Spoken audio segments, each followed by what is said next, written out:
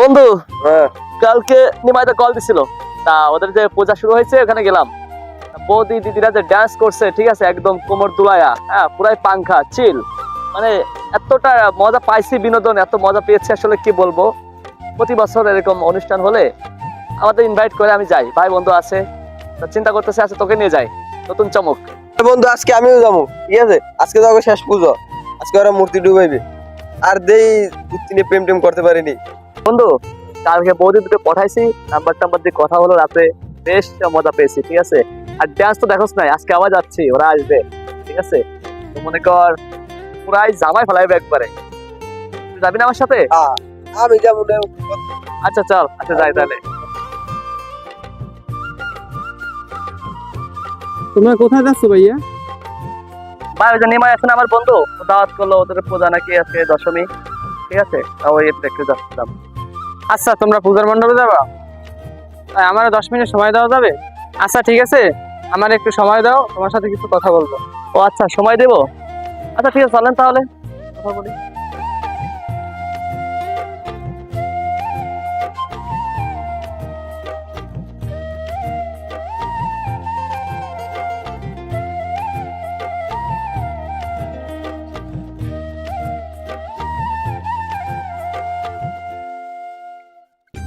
আসসালামু আলাইকুম।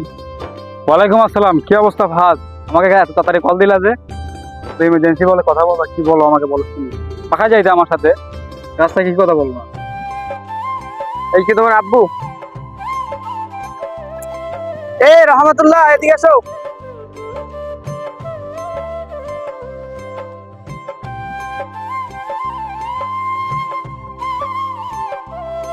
তো ফাহাদ, এদেরকে ডাকলা কেন?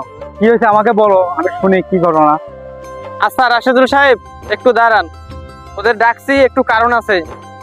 আচ্ছা নাসির, আমি তোমাকে 10,000 টাকা দিতে আছি, আমার সামনে, তোমার আব্বুর সামনে রহমাতুল্লাহকে আব্বা বলে ডাকবা।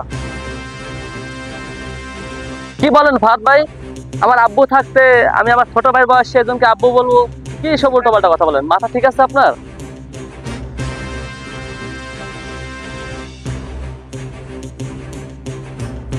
20,000 কেন, 50,000, 1,00,000, তো 1,000 টাকা দেন আপনি আমাকে, তাও আমি আমার বাবাকে আর একজনের কাছে ছোট করতে পারবো না? বললে হলো, টাকায় টাকায় কি সবকিছু হয়ে যায় নাকি ভাই? বাবার সামনে যদি আমি আর একজনকে বাবা বলে ডাকি, তাহলে আমার বাবা কি, আর বাবার মুখ থাকবে, আর বাবা ছোট হয়ে যাবে এখানে? হাত ভাই, আপনি কিভাবে কথা বলেন? বাপের সামনে তো ছেলেকে অন্য একজনের যদি বাবা বলতে ডাকেন, তাহলে কেমন লাগে বাপের? আপনি জ্ঞানী মানুষ হয়ে কিভাবে এই কথাগুলো বললেন?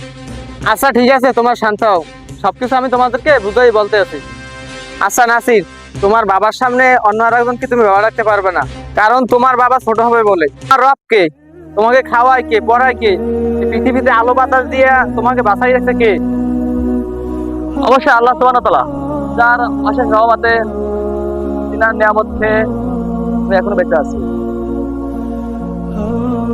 অথচ যেখানে আল্লাহর সাথে শিরিক করা হয়, আল্লাহকে ছোট করা হয়, সেইখানে তোমরা যাইতে আছো নাচ গান করার জন্য।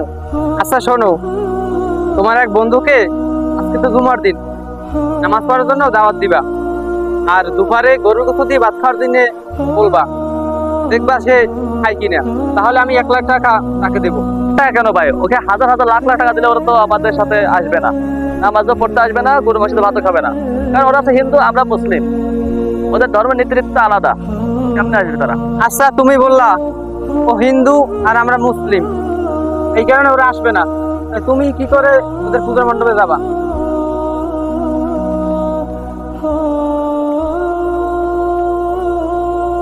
শোনো, একটা কথা মনে রাখবা, আল্লাহ তাআলা শিরকেরকে ক্ষমা করে না। আমাদের নবী হযরত মুহাম্মদ সাল্লাল্লাহু আলাইহি সাল্লাম শিরকের জন্য আল্লাহর কাছে কখনো সুপারিশ করবেন না।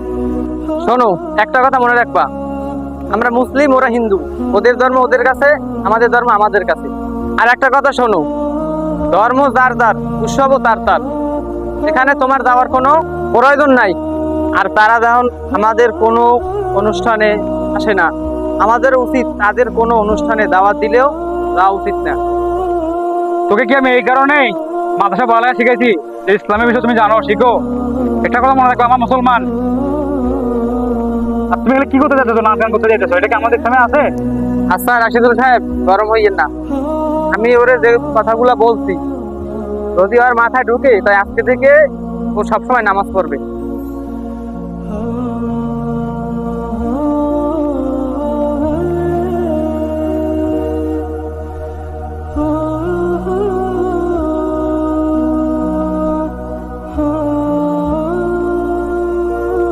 আসলে সাদ ভাই, আমরা মুসলমান ঘর জন্ম নিলে কিন্তু মুসলমান হওয়া যায় না, ঠিক আছে? আমরা কিন্তু নামে মুসলমান।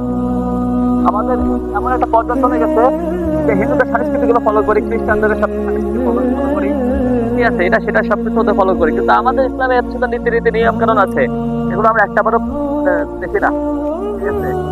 কি বলবো, এতটা হতভাগা আমরা আসলে ভাই, বুঝছেন? যাই হোক, ভুল করে ফেলছি আমার জীবনে, আসলে কি বলবো, জানি না আল্লাহ মাফ করবে কিনা।